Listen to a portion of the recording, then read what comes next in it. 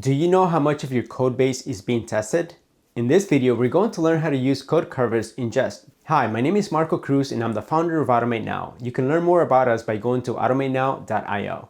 And before we start learning about code coverage in Jest, just want to mention that this video is part of a video series on Jest. Check out the video description so you can learn how to get to that video series.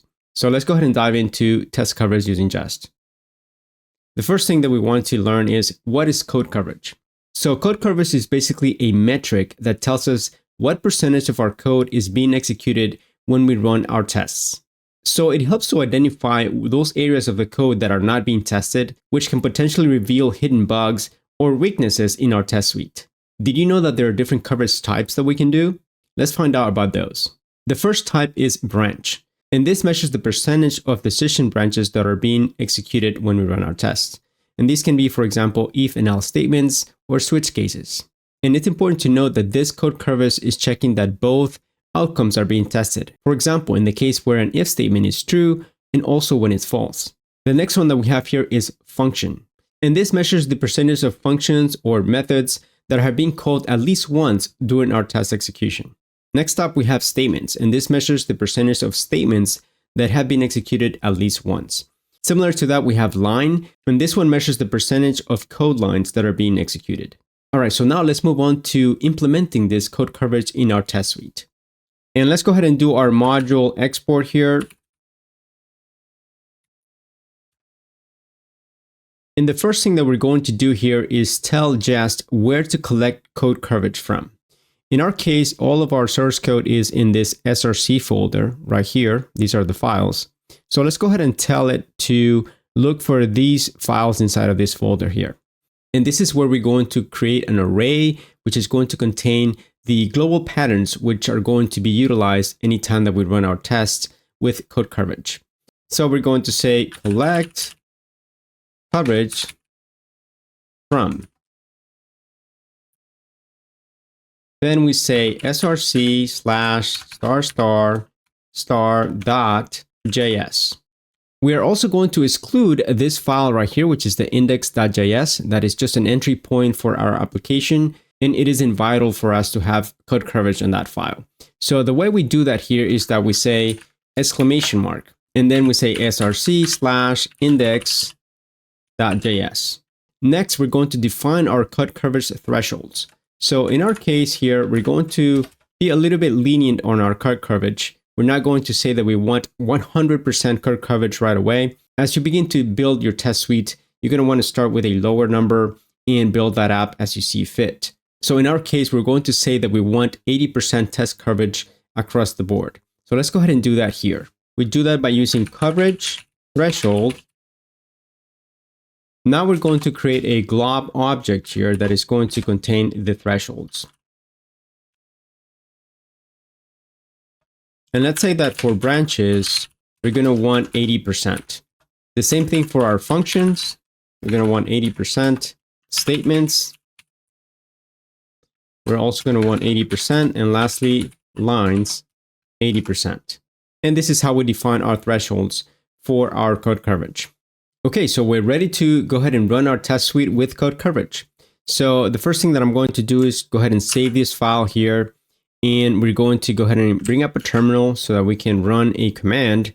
I already have a script here in this package.json file for code coverage, which is this one here, test coverage.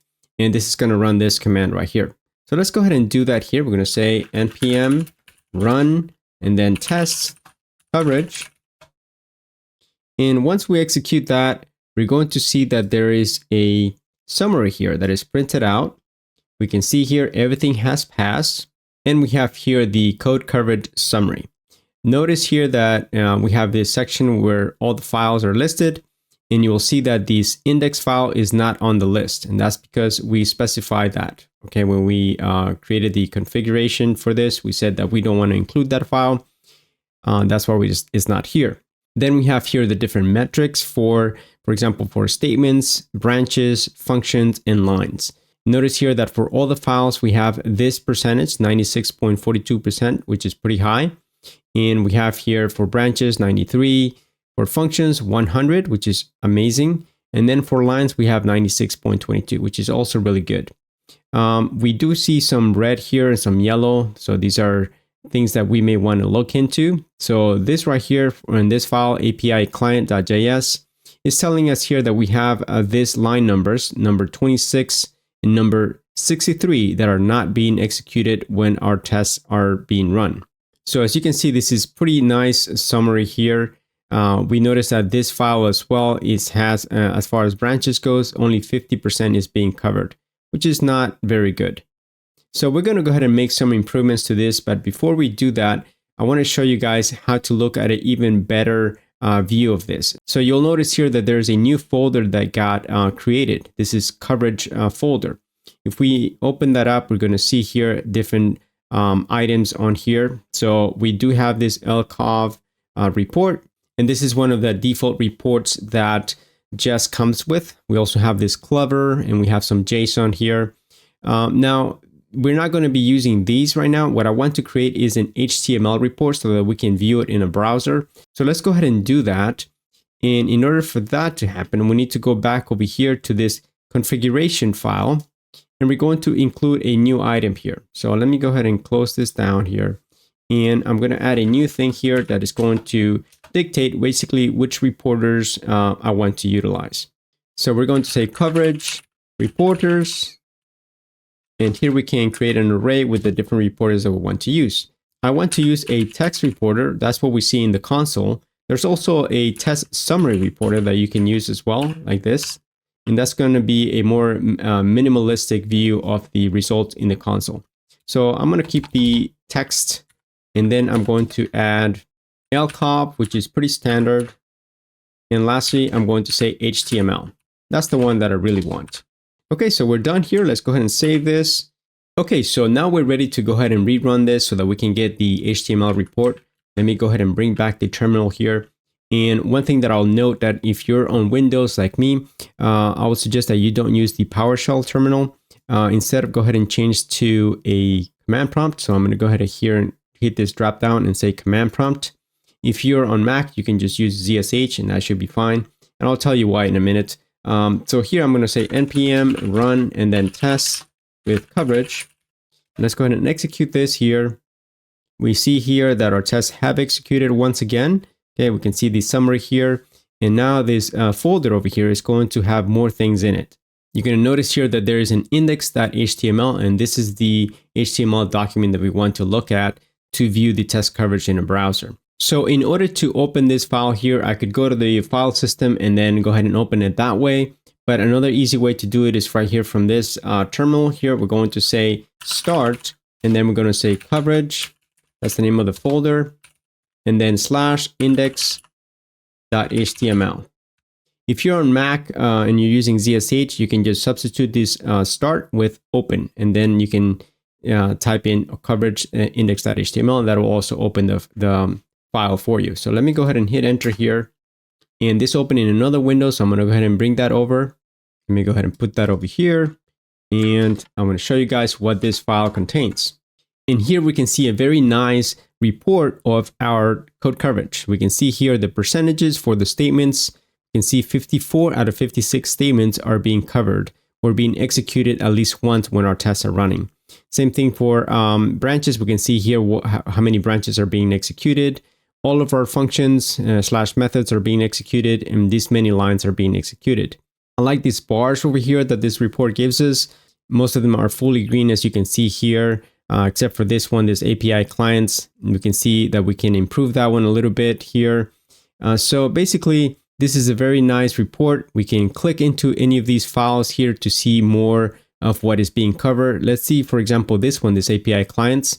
And let's have a look at what this has over here. So I'm going to zoom in a little bit here so we can see. So for example, we can see here in this class, this is an API client class that we wrote earlier in this video series. This was doing some API testing with it. And we can see here that this base URL here, this is being executed 4 times, okay, by our test suite. Then we can see here, for example, this line right here, this is being executed twice. We also have an if statement right here. Okay, this executed twice as well. So basically this tells you how many times it's being executed. anytime there's an area of your code that is not being tested, you're going to see either these red lines or you're going to see different symbols. In this case, we have this I here, which says that an if path is not taken. All right. So in this case, basically, we are not testing this path right here for when the user's endpoint is equal to 1. All right. So that's an area of improvement. We could perhaps write a test that is going to also test this path right here. If we scroll down here, we're going to see more things. For example, we have an E right here. This represents an else path not taken. All right. So we are testing for users, but in the case where this is not true, we are not basically testing that scenario. All right, so scrolling down here, we can see, basically everything. All right, so let me go back over here, take a look at calculator.js, same scenario. We can see here, what lines of code are being executed, how many times they're being executed. In this case, we can see here, some of these lines are being executed more than others. That depends on the type of testing that we're doing, obviously. But this one is pretty much all covered. If we go back over here, look at strings utils, we can see here, this is 100% across the board. So this is pretty good. Okay. And lastly, we have this UI components. Okay. So we can look at this one here. This is a class that we wrote when we're doing a snapshot testing earlier in this video series. And we can see here that there are some areas of improvement. For example, in this case right here, we are not testing the scenario where the user role is not being provided. We can see here this highlighted in yellow. So this is never being executed in this scenario here.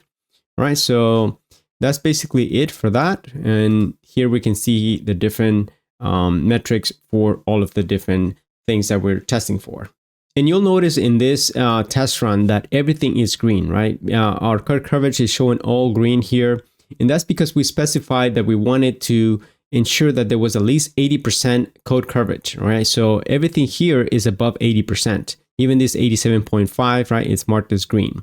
Now, if you want to be more strict, let's say, for example, that we wanted to say that for this particular file here, we want 100% test coverage. All right. So that's one way that we can be a little bit more strict, either pointing at specific files in our code base, or we can do it across the board. Okay, so if we go back over here to the code and we look at this configuration file, we are basically saying here that we want 80% across the board. I could go ahead and increase everything to 100, say here 100 and then 100, 100, etc. But I want to do it a different way. I want to say for a specific file, I want 100%. That could be a file that is very fundamental in your application. You want to ensure that everything in that file is being tested 100%, okay, every single line. So let me show you how to do that. So right over here, we're going to write one more thing here. And what we want is to have 100% coverage for this specific file, API client. So the way we do that here, we're going to say .src/API client .js. Then we can go ahead and say here that we want the branches to be 100%. Okay, and you can specify all of these items here, or you can just specify one or two. It's up to you. In my case, I'm going to go ahead and do all of them here. Let me go ahead and copy this, paste it over here. I'm going to change this to 100 for everything. Then I'm going to go ahead and save this file here. And we're also going to go ahead and rerun our tests. So let's go ahead and do that here. And notice that this time we're getting some reds here. So this is saying API client coverage threshold for statements 100% not met. So this is where you're going to be able to see here at a glance what happened, all right? So we're not meeting some of the thresholds, at least 3 of these, right? So for statements, branches, and lines, it's not meeting the thresholds. It is, however, meeting the threshold for the functions, as you can see here. So we're not seeing an error for that. So let's go ahead and view the HTML report. I'm just going to go ahead and pull that up again. Then I can just hit refresh here. That's going to bring up the new results. And we can see here in this report that is basically the same as before. We're still getting this 87.5% for the statements and all the branches here, 80%. And basically everything else except for functions is not at 100%. So let's go ahead and work on this file here and see if we can improve the code coverage for this specific file. So what I want to do here is to write maybe another test that is going to test some of these other scenarios. So in the case that we have this users one here, this endpoint here, let's go ahead and write one more test, and hopefully we can get this to improve here. So I'm back in the code over here, and I'm going to go ahead and go to this API client.test.js. And here we're going to find the different tests that we're running here. So we have 3 tests. All right. So we know that in the file here, this API client class, we have one scenario, right? This right here, this endpoint is not being tested. So let's go ahead and add a test for that. So I'm going to go back over here, right, to the test. And let's go ahead and bring up this test right here. Basically, this is the test that we're going to use. Let me go ahead and copy this, and I'm going to paste it down here. In this case, I'm going to say /1 right here. Okay, so that's one of the scenarios that we're not covering. All right, so let's go ahead and save this, and let's go ahead and rerun our test here. We're going to go ahead and say npm run test coverage. And now we can see here that this file right here, API client, is being tested at 93.75%. All right, so we're getting closer to 100%. We were at 87.5 before, and we can see here the line number 63 is still not being covered. Let me bring up the HTML report. I'm just going to go ahead and hit refresh here, and this is going to update. You can see here, right? If we go back in there, we can see here, if we scroll down, this is the last part right here where we have this and the else part not being tested. Okay, so we're testing users, but we're not testing this right here, when it returns 404. So let's go ahead and add that test scenario. All right, so back in our test file here, before I proceed, I'm going to go ahead and rename this second test that I just wrote here. I'm going to say get the first user should get first user. So now let's go ahead and take a look at our file over here, this API client.js. We know that the part of the code that is not being covered is this right here. So whenever we do a post request, in this area right here is not being tested. Okay, so we do have this right here that's being tested already. So all we're going to do here is write a test that is going to use the post method, and we're going to call some unknown or unrecognized endpoint. So let's go ahead and go back over here and back to our test. We already have one test right here that is calling that endpoint right here. So we're going to write a similar test over here. I already have written that, so I'm just going to go ahead and paste that here. And let me just go ahead and format this document. And notice what this is going to do. It's going to call the API client.post, and it's going to call this endpoint right here invalid endpoint. All right, so when we're making a post request using an invalid endpoint, and by consequence, we should be getting a 404 as we saw here in this file, right? Because we're going to come here, it's not going to execute this part right here. Instead, it's going to go straight into this return 404. All right, so let's go ahead and save this here, and then we're going to execute. So let me look for the command here. We're going to go ahead and say npm test coverage. And now we can see that there are no more errors coming from Jest. Okay, we have everything here showing 100%, at least for the statements, is showing all 100%, especially this file right here, which is the one that we're working on. You can see here across the board, 100%. That's what we wanted, right? So let's go back and look at the HTML document one more time. I'm going to go ahead and refresh right here. And notice that everything is green now, 100% across the board. So we're meeting all of the thresholds that we have set up in the configuration file. We still have this one right here, which is at 50% for the branches. So I will leave that to you for homework to go ahead and try this out so you can get this to 100%. Remember, the link to the repo for this video series is linked below, so you can go ahead and get that and try it out for yourself. Before I wrap up this video, I want to mention something that is very important. You may see here that everything is green. Even if you were able to achieve 100% coverage across the board, that doesn't mean that your code base is being tested properly. All right, so coverage does not equal quality. Let me give you an example. So notice right here, this test that we added, right, is checking this invalid endpoint. But what would happen if we left these two lines of code out right here? So although this test right here still executes that line of code that was missing from our code coverage report, it isn't really properly testing our code because we have omitted the assertions. So the bottom line here is that you don't want to be writing tests just for the sake of writing tests. Whatever tests you write, you want to ensure that they're properly testing code. For example, make sure that they have the proper assertions. Also, don't forget to write good descriptions for your tests. Thank you so much for joining us today. I hope that you learned something. If you did, please give this video a like and subscribe to this channel, and I'll catch you guys in the next video.